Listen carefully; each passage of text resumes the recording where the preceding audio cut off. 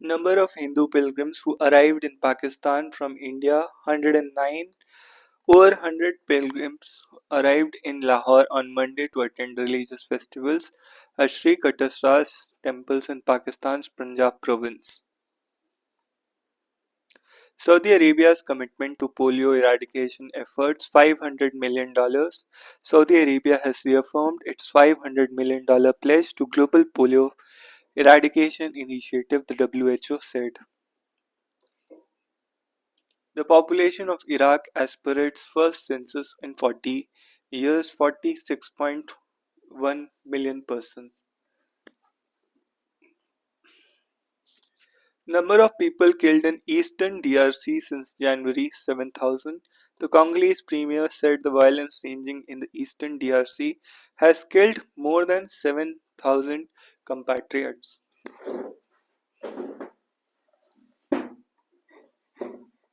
The increase in growth of shipments of personal computers 3.8%. The growth in the Indian consumer PC market has been on an upward trajectory driven by gaming and AI powered PCs. HP led the market with a 30.1% market share in 2024 and 30% share in December quarter. Why are pilots asking for more rest hours? Why were the relaxed rules brought out by the DGCA in 24 opposed by airlines, and how many days of leaves do pilots get? What has the Delhi High Court ruled with respect to duty norms for pilots? After at least a year-long tussle over the new relaxed duty norms for pilots brought out by the DGCA, Delhi High Court on February 24 ruled that a vast chunk of these rules would come into effect from July 1, 25. This brings a close 6-year battle in Delhi High Court waged by pilot unions against the punitive provisions of the DGCA's 2019 norms that raised permissible night flying from one night to two consecutive nights, slashed rest periods including ultra long range flights, and allowed airlines special dispensation for utilizing pilots during unforeseen circumstances such as inclement weather or emergencies. Delhi High Court ruled that a vast chunk of the liberalized duty and rest norms for pilots that were unveiled in January 24 but put under abeyance and opposition from airlines would come into effect from July 1, 25.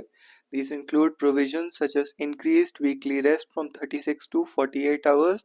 Airlines would also be required to submit quarterly reports of fatigue complaints filed by pilots as well as subsequent action taken by airlines to the DGCA. Some of the more contentious provisions have been postponed for the implementation on or before November 1. This includes the new definition of night duty 5 hours before widened to 6 hours, which would bring down the quantum of night flying, as pilots can't be rostered for more than 2 consecutive nights of flying. The number of landings for flight encroaching night duty will be capped to 2, while on night duty, pilots can also not be assigned more than 8 hours of flying duty or 10 hours of total duty that comprise pre and post flight checks tasks. The special dispensation given to airlines in the event of unforeseen circumstances have been tightened where additional duration for which pilots can be utilized has been brought down from 3 hours to 2 hours, and their rest in such events has been raised. Pilots were forced to go to Delhi High Court in May 24 after DGCA put its own January 24 rules on hold because of stiff opposition from airlines. Several airlines had told the DGCA that provisioning for more rest and reduced flying would require them to hire more pilots, which would need more time, in the absence of which there could be flight cancellation and increase in airfare. The volte face from the DGCA, though, came after it had admonished airlines for engaging in scaremongering and pressed for an urgent wake-up call as there had been incidents of pilot deaths ostensibly due to punishing rosters. On August 17, 23, Indigo's captain Manoj Balasubramaniam died due to cardiac arrest at the boarding gate of Nagpur airport minutes before his flight to Pune.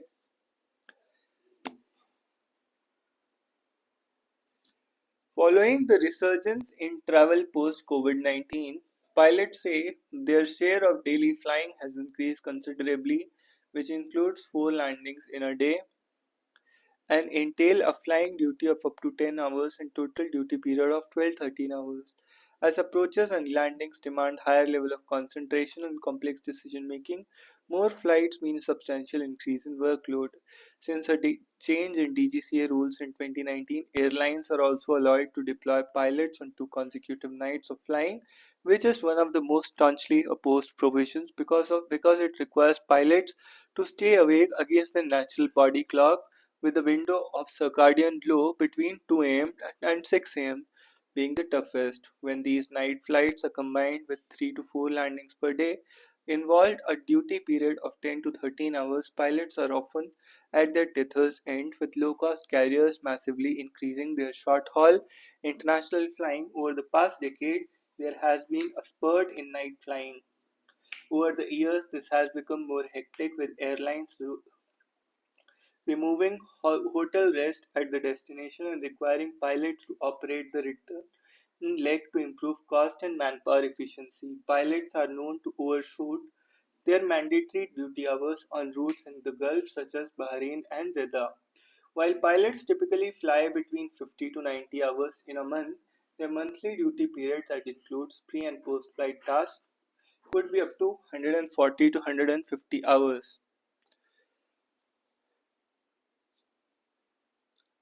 While this may seem like a much lighter schedule than an average 200 hours a month for anyone working 9 to 5 job, there are many factors that need to be considered. For instance, a legal entitlement of weekly rest within 168 hours provided by DGCA implies that pilots get their weekly off only on the 8th day. There are no public or government holidays and only 6 casual leaves, 12 sick leaves and 30 privilege leaves, which have to be applied for an year in advance. Indigo provides 1242 PLs to pilots in command and 22 to first officers. This may also due to the nature of the business that requires rostering and commercial teams to ensure sanctity of flight schedules which have been sold to the passengers. Then there is the cockpit environment that makes flying fatiguing. This includes factors such as movement restriction, poor airflow, and low light levels, background noise, and vibration, as well as multiple cycles of change in oxygen pressurization, requiring one's body to constantly adjust to rapid shifts, resulting in fatigue.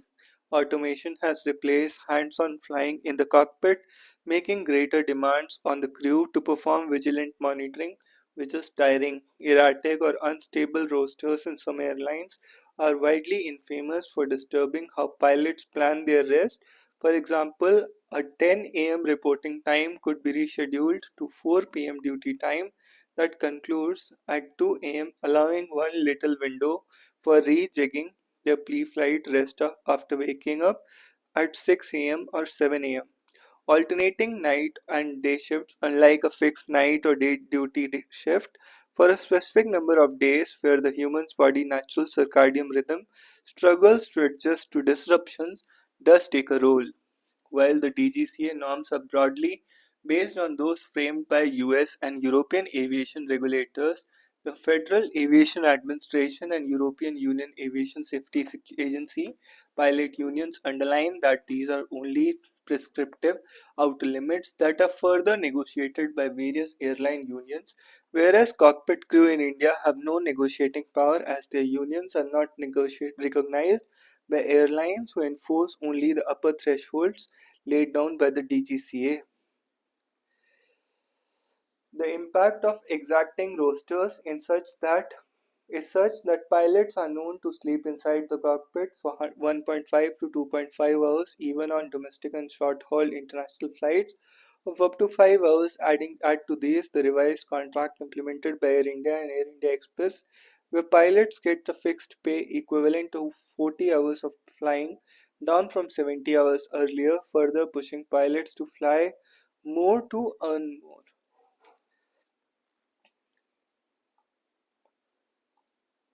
Air India is committed to safety and well-being of the crew members and has been implementing a robust fatigue management protocols. Fatigue management is a key area of our operation, and we follow a comprehensive risk management process to assess any such report. This involves engaging biomathematical fatigue tool, Jepson Boeing alertness model, Biomath- biomathematical fatigue tool Jepson Boeing Alertness Model BAM for risk analysis and dedicated review committee Fatigue Safety Aviation Group FSAG based on sustained monitoring by the regulator. The airline spokesperson told The Hindu. They added that they also have a non-punitive confidential nature of fatigue reporting system for proactive and transparent feedback from the pilots. There was no response from Indigo on the fatigue management practices. Air India has over 3,500 pilots, which it said was more than adequate for existing fleet and the current DGCA norms on pilot rest and duty times. Well, there is a surge in travel demand, allowing airlines to raise airfares and witness record profits. They are also faced with the need to closely watch their cost as airport tariffs have gone up post pandemic and an acute shortage of new aircraft due to supply chain challenges has pushed the cost of the few available on lease by 20-30% higher than in 2019. Profit margins in airline business are slim, and according to the IATA, net profits are expected to be $36 billion in 2015 with a 3.6 net profit margin, which translates to an average profit per passenger being $7. Flight crew salaries and expenses account for the third biggest cost of airlines globally at 8.7% of the total cost. There were 711,000 pilots employed across airlines in the country as of November 24, with a fleet size of nearly 800 aircraft. As the world's fastest growing aviation market, which has 1,000 aircraft on order between Air India and Indigo alone, set to be delivered by 2035, the demand for more pilots is expected to continue to grow, and so will the efforts to optimize their utilization.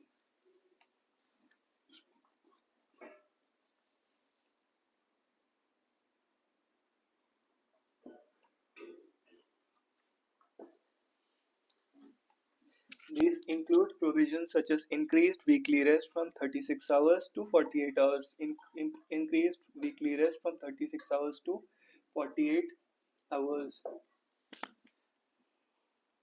Delhi High Court ruled that vast chunk of liberalized duty and rest norms for pilots that were unveiled in January 24 but were put under abeyance after opposition from airlines would come into effect from July 1, 25. Following the resurgence in travel post COVID 19, pilots say their share of daily flying has increased considerably, which includes up to 4 landings in a day that entail flying duty of up to 10 hours and total duty period of 12 to 13 hours. The impact of exacting rosters is such that pilots are known to sleep inside the cockpit for 1.5 to 2.5 hours, even on domestic and short haul international flights of up to 5 hours.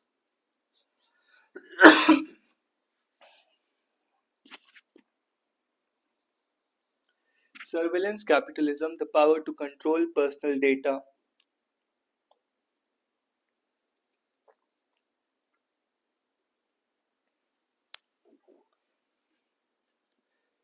A was chatting with B and C in a social media group about an upcoming wedding she was attending. She casually mentioned needing a new dress and some accessories. Later that evening, as she scrolled through a social media feed, she was bombarded with advertisements for dresses, shoes, and jewelry, precisely like the one she had described. Have you ever experienced that? And if you have, do you wonder how and why this happens? Whether your private conversations can be accessed by some other entity. In simple terms, this is exactly what happens under surveillance capitalism. Surveillance capitalism is an economic system in which personal data is collected, analyzed, and sold by conglomerates to predict and manipulate human behavior. in which personal data is collected, analyzed, and sold by tech conglomerates to predict and manipulate human behavior. The system is so integral to digital economy that it has reshaped capitalism itself.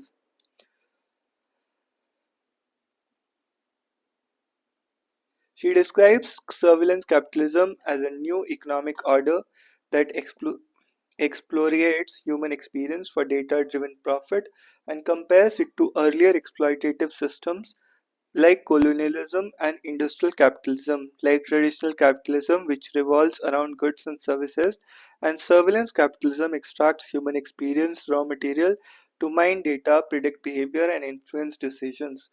This data is sold to advertisers, political campaigns, and other entities. Companies like Google, Meta, and Amazon have turned the internet into vast surveillance machine tracking and monetizing every click, search, purchase, and even some cases, even offline movements. Zuboff describes the power from extensive data collection as instrumentation power, control that does not rely on coercion but which subtly shapes behavior. This is achieved through predictive analysis, recommendation algorithms, targeted content, nudging individuals towards action that benefit corporations. Alexander Pentland's concept of social physics further illustrates how analyzing vast datasets of human interaction reveals patterns, allowing corporations and policymakers to model, predict, and influence collective behavior. This makes individuals more predictable economic actors, reinforcing surveillance capitalism' role in shaping consumer choices and social trends while prioritizing profit or autonomy. Surveillance capitalism differs fundamentally from industrial capitalism. While industrial capitalism relies on labor and material production, surveillance capitalism profits from behavioral data extraction. Instead of tangible goods, companies commodify human experience, making users both consumers and raw materials for data-driven predictions. Under industrial capitalism, companies focus on efficiency, productivity, and exploitation and cost of labor in manufacturing. Surveillance capitalism, however, is about controlling behavior. Algorithms keep users engaged and guide them towards choices that benefit tech giants. The system prioritizes data collection over autonomy, making every interaction a chance for monetization. One of the most concerning aspects of surveillance capitalism is its entanglement with state surveillance. Government increasingly relies on private tech companies for intelligence gathering, policing, and social control. Instead of developing independent surveillance infrastructure, states now have access to vast amounts of privately collected data which they can obtain through legal means such as data sharing agreements or extra legal methods. The collaboration between corporations and states creates a system where private sector's profit motives and public security interests align at the expense of individual privacy and civil liberties. This reduces domestic accountability as much of the surveillance happens within private corporations beyond public scrutiny. Policies that favor deregulation and corporate autonomy allow this model to persist with minimal oversight, reinforcing a structure where both states and corporations benefit from mass surveillance, where individuals face increasing risk of data exploitation and loss of autonomy. Surveillance capitalism's reliance on extensive data collection has created a fragile, interconnected digital network. The sheer volume of data flowing through corporate and state surveillance systems mean that disruptions in one area can lead to cascading failures across multiple sectors. Systemic fragility has become evident during major data breaches and algorithmic failures, which has led to real-world consequences such as financial instability and misinformation crisis. Notable example is a Cambridge Analytica scandal where vast amounts of Facebook user data were harvested without consent in 2014 and used to build a system that could target voters in the US with personalized political advertisements.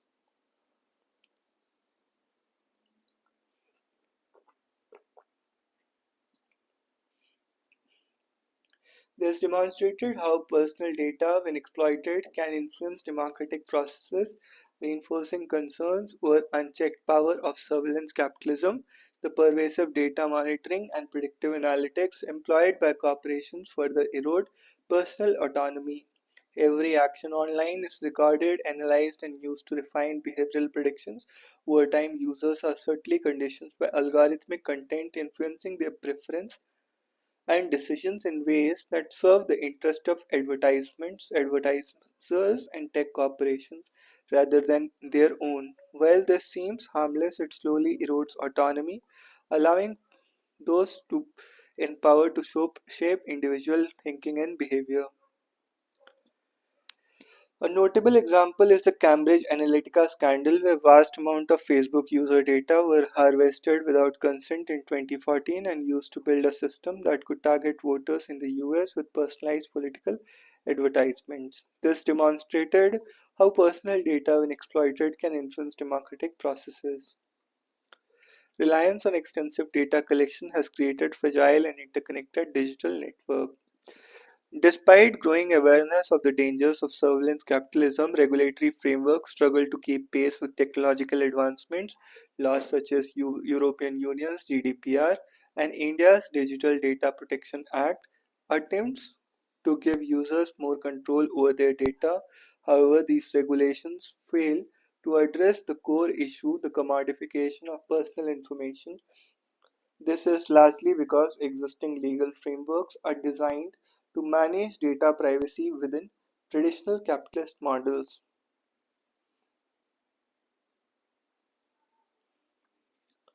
Moreover, corporate lobbying and political interests, particularly those in power, bungle these efforts as surveillance capitalism is highly beneficial for them. The rise of tech leaders as politicians is also an example of interplay between surveillance capitalism and surveillance state.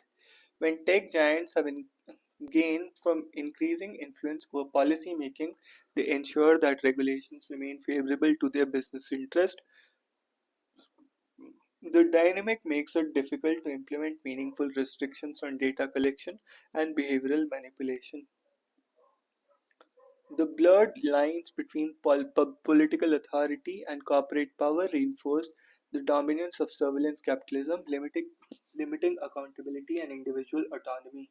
The concept of surveillance capitalism is crucial as our lives become increasingly entangled with technology. It serves as a warning of the potential dangers if we are not cautious, and if states fail to implement proper regulations and restrictions on what private companies can access and use. This is an academic concept that must be widely discussed to bring about meaningful policy changes. Recognizing its impact enables individuals to critically engage with digital platforms and demand stronger protections for their privacy and autonomy. The relevance of Joan Carol Scable and Abdullah, they were his biological parents, and he was adopted by Paul Reinhold and Clara Jobs. Jobs took a job at Atari Corporation. Person said he do not know technology. His Apple co-founder Steve Wozniak. Jobs rated music icon Joan Baez Super Bowl. Next and Lucasfilm. According to his sister Mona Simpson, these were the last words spoken by Jobs. India beat Pakistan by 6 wickets in ICC Champions Trophy. Here is the quiz on most heated rivalries.